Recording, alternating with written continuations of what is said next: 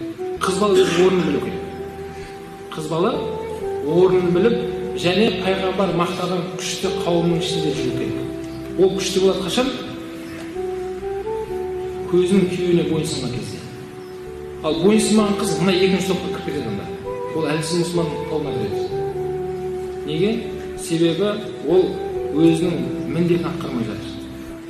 Қыз баланың міндеті бір отбасына істеу, тәрбиелеп, сол ұрпақты жалғастыру кейінгі ұрпаққа. Соны қазақ айтады, егер ер бала бұзылса, отбасы бұзылады. Әйел адам бұзылса, әулет ұрпақ бұзылады деген. Әйел адамның бұзылуы ұлт бұзылып кетеді дейді ғалымдар. Әйел адамдарға өте қатысты мәселе, сол қыз балаларымыздан естен керек екен бауырлар осы мәселені жеткізу керек. Жеткізу ол сіздер мен біздердің міндетіміз. Және қыздарымызды солай тәрбиелеу керек, тақуа қыздар болу керек олар.